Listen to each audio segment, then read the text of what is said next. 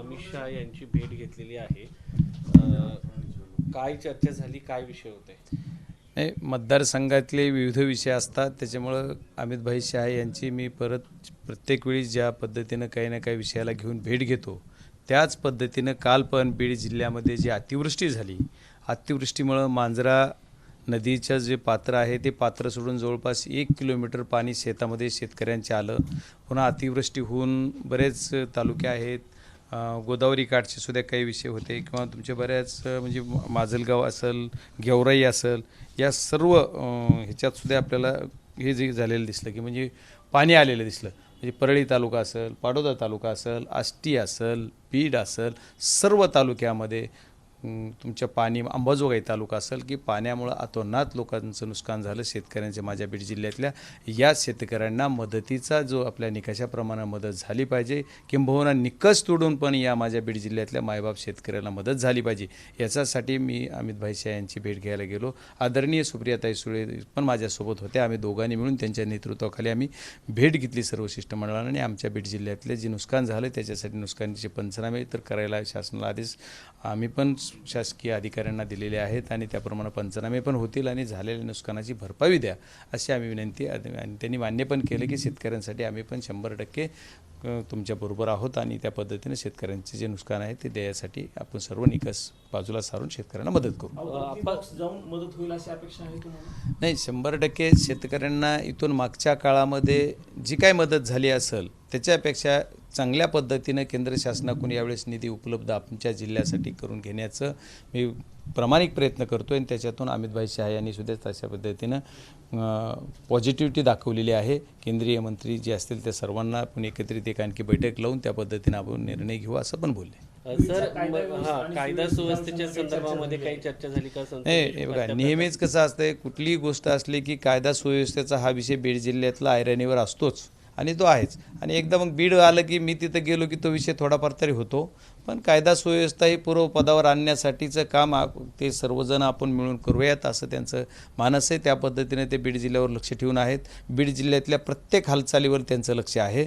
महाराष्ट्रामधील बीड जिल्हा हा त्यांच्या पूर्ण म्हणजे ज्ञात असणारा जिल्हा झालेला आहे. त्याच्यामुळे बीड जिल्ह्याचा खासदार, बीड जिल्ह्याचे पूर्ण प्रश्न, बीड जिल्ह्याची जनता ह्याच्यात त्यांना पूर्ण अगदी त्यांच्या डोक्यात आहे. त्याच्यामुळे बीड जिल्ह्याला इथून पुढच्या काळामध्ये न्याय मिळेल असं मला वाटतं. संतोष देशमुख यांचा काही उल्लेख झाला किंवा त्या अनुषंगाने काही चर्चा झाली का? नाही, कालचा विषय हा अतिवृष्टीमध्ये नुकसान झालेल्या शेतकऱ्यांच्या हितासाठी निधी मागणे, त्यांचे नुकसान भरपाई देण्याचा विषय असल्यामुळं कालचा विषय जे आहे तो संतोषांना देशमुख यांच्यावर चर्चा होण्याचा नव्हता. त्याच्यामुळे या विषयात चर्चा नाही. चर्चा जी आहे ती आमची काल शेतकऱ्यांच्या विषयावर झाली.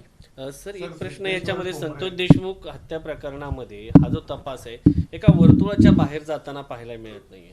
कारण त्या लोकांना ज्यांनी मदत केली, वाल्मिकांना कराड यांना अटक झाली आहे, ते म्हणतात की यामध्ये माझा संबंध नाही आणि त्यांचं याच्यातून नाव वगळावं यासाठी प्रयत्न केले जात आहे. तर या सगळ्या याच्यामध्ये हे बघा, मी वारंवार सांगतोय की कुठला आरोपी म्हणतोय की मी ही गुन्हा केलेला आहे, जो बी कुणी आरोपी असतो तो मी तो नव्हेच असे म्हणणारे सर्वजण असतात.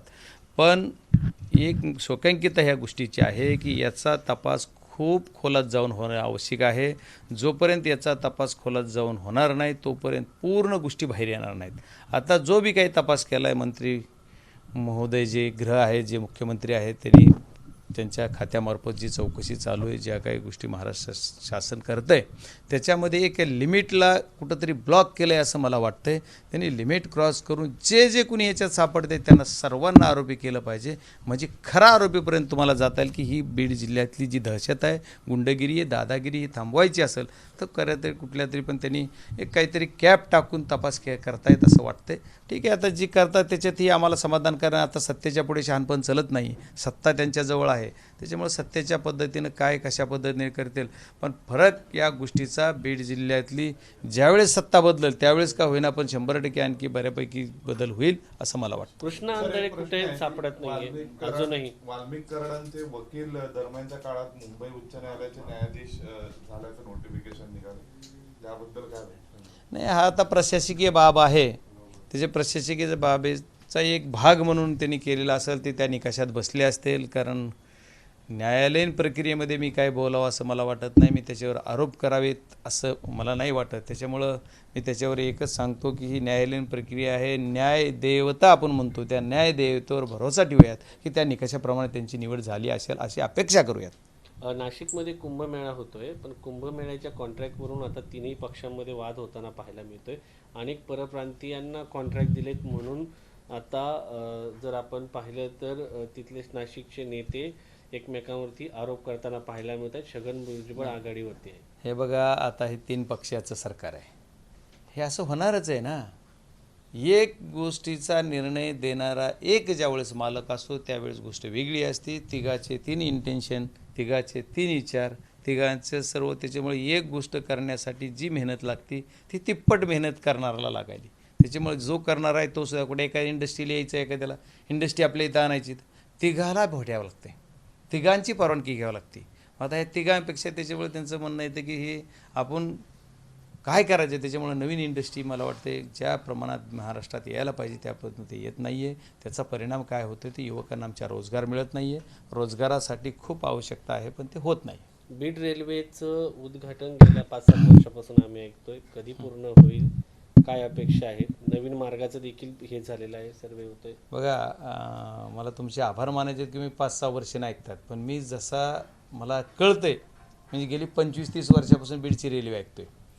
आणि मागच्या निवडणुकीमध्ये लोकसभेच्या ज्यावेळेस मार्च 2024ला एक रेल्वेनं नोटिफिकेशन काढलं, 261 किलोमीटरची रेल्वेचा मार्ग आमच्या बीड जिल्ह्यात होतो आहे, जी की ज्याला केंद्र शासन आणि राज्य शासनाच्या संयुक्त निधीतून तो प्रकल्प उभा राहतो आहे. तो प्रकल्प गेली 10 वर्षापूर्वीच कंप्लीट होणं अपेक्षित होतं, पण तो झाला नाही. तर ते फक्त मार्च 24ला जे नोटिफिकेशन आलं त्याच्यात 99 किलोमीटर रेल्वे लाईन कंप्लीट झाली असं हे होतं. पण मी 1 वर्ष 1.25 वर्ष आता झालं मी खासदार होऊन. आता ह्याच्यात लय वेगळे कोण म्हणते त्याचा काय संबंध आहे, ह्याचा काय संबंध आहे मला माहीत नाही. पण बीड जिल्ह्याचा खासदार म्हणून माझा संबंध आहे. बीड जिल्ह्याच्या जनतेनं मला निवडून दिलं आहे म्हणून माझा नक्कीच ह्याच्यात अधिकार आहे. काम करून घेणं आणि त्याच्यावर कंट्रोल ठेवणं, त्याचं नियोजन करणं, लोकांच्या रोज बैठका घेऊन त्यांना मोटिवेट करणं, सर जिथं अडचण आहे तिथंच प्रयत्न करून सॉल्व करणं हे माझं काम असल्यामुळे मी ते प्रयत्न करतो आहे. आणि आत्ताच्या ह्या 1.25 वर्षात मी जवळपास 100 किलोमीटर आणखी अधिकची रेल्वेची लाईन पूर्ण टाकून कंप्लीट झाली. राहिलेल्या 60 किलोमीटरमध्ये सुद्धा शिरसाळ्याच्या पुढंसुद्धा लाईन टाकणं जवळपास चालू आहे. वडवणीपर्यंत ट्रायल पण झाली, शिरसाळेपर्यंतची ट्रायलसुद्धा पावसाळा संपल्यानंतर होईल. पण रेल्वे कधी चालू होईल तर याचा प्रश्न असा आहे की रेल्वे लाईन झाली, मी फोकस कशावर केला, रेल्वे लाईन मला त्याच्यात लक्षात नाही आलं की याच्यासाठी लाईट लागते. त्याच्यामुळे सिग्नलचे कामं पाठीमागं राहिले. लाईटचं जी काही लाईट आपल्याला जी सबस्टेशन करायचं आहे, आष्टीला एक होतं आहे आणि इकडं पुढे एक होणार आहे. पण आष्टीचं एक जरी चालू झालं तरी तोपर्यंत आपल्याला लाईन चालू होती. पण या आष्टीचं सबस्टेशन होण्यासाठी जवळपास 21 टावर 22 टावर लागत होते आणि ते टावर न उभे राहिल्यामुळं लाईटचं सबस्टेशन चालू होत नाही आहे. तर त्याच्यामुळे त्याच्यात काय अडचणी होते. जवळपास 4-5 टावर मी प्रत्येकाला भेटून बोलून प्रत्येकाच्या शेतकऱ्यापर्यंत टावरच्या खांबापर्यंत जाऊन तारवरी ओढताना आडवेपर्यंत सुद्धा ज्या लोकांनी तिथं काय केलं त्यांना सर्वांना बोलून घेऊन शेतकऱ्यांना न्याय देऊन त्यांचे कॉन्ट्रॅक्टर असतील किंवा त्यांचे अधिकारी असतील सर्वांच्या एकत्रित बैठक घेऊन 15 दिवसाला प्रत्येक बैठक घेतो आहे आणि त्याच्यातून मार्ग काढून आता त्या टावरपैकी फक्त 1.5 टावर उभा करायचा राहिलेला आहे. आणि 1.5 टावर उभा करायचं नव्हता, ती येणाऱ्या एक 15 दिवस महिन्यामध्ये ते टावर उभा होईल. आता कोण म्हणते आम्ही उद्घाटन करणार, कोण म्हणते काय करणार, पण बीड जिल्ह्याच्या खासदारानं काम केलं असं काही कोणी म्हणत नाही. म्हणजे जे काही समजा आमदार मिरवून घेतात, मी ही केलं ती केलं, तर ते मला त्यांना एक सांगायचं की महाराष्ट्र शासनाचे तुम्ही प्रतिनिधी आहात, महाराष्ट्र शासनाकडून तुम्ही काय 10 रुपये आणलेत का अगोदर सांगा. बीड जिल्ह्याचा खासदार म्हणून केंद्र शासनाच्या निधीत जी मी निधी आणतोय त्या निधीमध्ये आम्ही पत्र दिलं असं सांगतात. आता बघा, बीड जिल्ह्यातील बऱ्याच गोरगरीब जनतेचा मल्टीस्टेटचा विषय होता. बीड जिल्ह्यातल्या 5 मल्टीस्टेट आहेत जवळपास. या 5 मल्टीस्टेट म्हणजे जिजाऊ, ज्ञानराधा, शुभकल्याण, जिजामाता आणि राजस्थानी या ज्या मल्टीस्टेट बँका आहेत त्या मल्टीस्टेट या बँकामध्ये करोडो रुपये माझ्या गोरगरीब जनतेचे, बीड जिल्ह्यातल्या शेतकऱ्यांचे, पेन्शनधारक लोकांचे, मजुरी करणाऱ्या लोकांचे किंवा जे पैसेवाले आहेत त्यांचेसुद्धा, म्हणजे अशा बऱ्याच विविध स्तरातील लोकांचे पैसे करोडो रुपये अडकलेले होते आणि याचे पैसे वारंवार मागणी करून सुद्धा मिळत नव्हते. मी अमित भाई शहा यांच्याकडे बैठक लावली, स्टार क्वेश्चन केले या सर्व ह्याच्यातून मला परवा उत्तरही आलं. परत आमचे मुरली अण्णा मोहोळ यांच्याकडेही 2 बैठका लावल्या, त्यांनी सुद्धा सहकार राज्यमंत्री सहकार खातं यांच्याकडे असल्यामुळे, आणि त्याच्यावर परत आता लिक्विडेटर नेमलेला आहे. लिक्विडेटर नेमचा महाराष्ट्र शासनाला अधिकार अमितभाई शाह यांनी दिला आहे. त्याचं मला पत्र आहे आणि माझ्या नावानं पत्र आलेलं आहे. आता तिथं खाली कुणीतरी म्हणते आम्ही असं केलं तर तसं केलं तर ठीक आहे, माझ्या बाय नेम मला पत्र आलेलं आहे आणि हे असं केलं काल परवा. त्याच्यानंतर ते सुद्धा विषय आहे की तो विषय खूप जिव्हाळ्याचा प्रश्न माझ्या बीड जिल्ह्यातल्या जनतेचा होता, तो सुद्धा आम्ही सोडवायचा प्रयत्न केला. इथून केंद्र शासनातले जे सहकार मंत्री आहेत त्यांनी हाऊसला म्हणजे माझ्या क्वेश्चनला सुद्धा उत्तर दिलं ही अशा पद्धतीचे लिक्विडेटरने मला आदेश दिले, त्याच्याप्रमाणे कार्यवाही झाली. त्यांची प्रॉपर्टी जप्त करणार, सर्व प्रॉपर्टी जप्त करून सर्व लोकांना पैसे देणार आणि शासनाने त्याची जिम्मेदारी घेतली. आणखी त्याच्यानंतर एक सेन्सिटिव्ह विषय झाला होता काल परवा. जे हजला जाणारे आपले नागरिक आहेत, जे की मुस्लिम बांधव आमचे हजला जातात, त्या हजला जाणाऱ्या मुस्लिम बांधवांना पण एक काय होतं, काल जी झालं त्याच्यामध्ये आपल्याला 26 हजच्या पहिल्या हप्त्याचा भरणा अंतिम तारीख वाढविण्याची मागणी केली.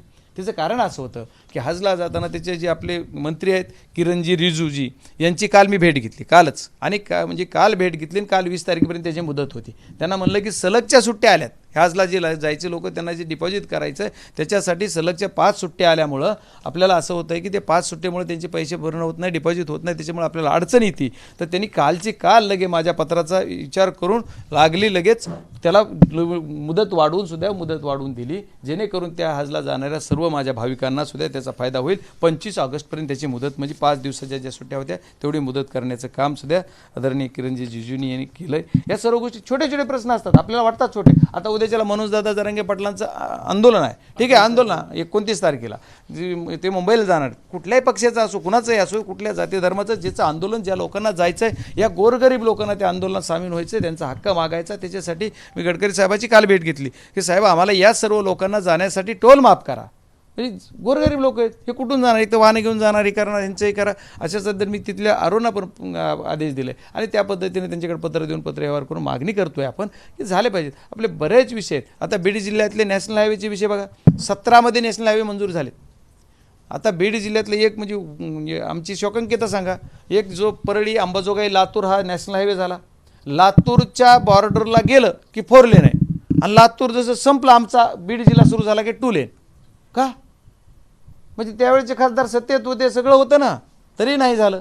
मग आत्ता आम्ही गडकरी साहेबाच्या पाठीमागे लागून पाठपुरावा करून त्याला 431 कोटी रुपये लातूर अंबाजोगाईपर्यंत 4 लेनला मंजूर केले. त्याच्यात कुणीतरी म्हणतं की आम्ही पाठपुरावा केला, केंद्राचे पैसे तुम्ही पाठपुरावा केला, म्हणलं हे किती चुकीचं आहे का संयुक्त मला माहीत नाही. त्याच्यानंतर धारूरचा घाट, 10 वर्षापूर्वी हा रस्ता सुरू आमचं काम झालं. 10 वर्षापूर्वी धारूरचा घाटचा तेवढा पोर्शनने 12 किलोमीटर तेवढा सोडूनच दिला. त्याच्यासाठी सुद्धा गडकरी साहेबाला पहिल्या दिवसापासून मी शपथ घ्यायच्या अगोदर मिटिंग घेतली आणि त्याच्यात सांगितलं त्याच्यात सुद्धा 121 करोड रुपये त्या घाटच्या पोर्शनला सुद्धा आपण टाकून घेतले. त्याचं सुद्धा टेंडर आहे. त्याच्या पुढं माझं मानस आता आणखी आहे, त्याच्या पुढची सुद्धा मंजुरी आपण ही जरी लातूरपासून अंबाजोगाईपर्यंत 4 लेन झाला तरी ती लोखंडी सारगाव किंवा अंबाजोगाईपासून पुढं मांजरसुम्यापर्यंत जर 4 लेन झाला तर कर्नाटक असेल, आंध्र असेल, तेलंगणा असेल आणि महाराष्ट्रातली सगळी जनता या रोडनं जाती, यांच्यासाठी 4 लेन ती ट्रॉफिकला आपल्याला खूप चांगलं होईल. मग त्याचा सुद्धा 4 लेनसाठी गडकरी साहेबांनी ते मान्य केलं आहे आणि त्याचा सुद्धा DPRमध्ये आपण आहोत. या सर्व गोष्टी करत असताना आपल्याला छोटे छोटे कामं असतात, पण हे कामं लोकांचे केले पाहिजे. आणखी बरेच विषय आहेत की जे की मला बीड जिल्ह्याच्या बाबतीत सांगता येतील. आता पंढरपूर शेगाव रस्त्याचं सुद्धा असंच झालं होतं मध्ये पाटोदा तालुक्यातल्या, त्याचं सुद्धा बरंच काम पाटोदा तालुक्यात राहिलं.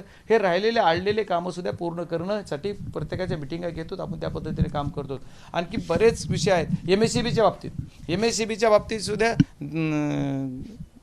दीनदयाल उपाध्याय योजना जी आहे त्याच्यामध्ये करोडो रुपयाचा निधी आमच्या जिल्ह्याला आहे आणि त्याच्यामुळं कामच होत नाही. पण कधी काम टेंडर घेऊन घेतले ना कामं करीत नाहीत, अशा प्रकार आहे. त्याच्यामुळे ह्या सर्व गोष्टीचा एकच उद्देश आहे की ह्या दीनदयाल उपाध्याय योजनेमध्ये सुद्धा आपल्याला करोड रुपयाचे कामं त्या जिल्ह्यामध्ये माझ्या झाले पाहिजेत, उर्वरित राहिलेले करणार. आणि बीड जिल्ह्यामध्ये आणखी काय नवीन एखादा प्रोजेक्ट आपल्याला करता येतं लॉन्च त्याच्यासाठी चालू. तुम्ही जो रेल्वेचा प्रश्न आता विचारला मला दुसऱ्या, तो जे आहे ते सोलापूर, धाराशिव, इडसी, बीड, संभाजीनगर.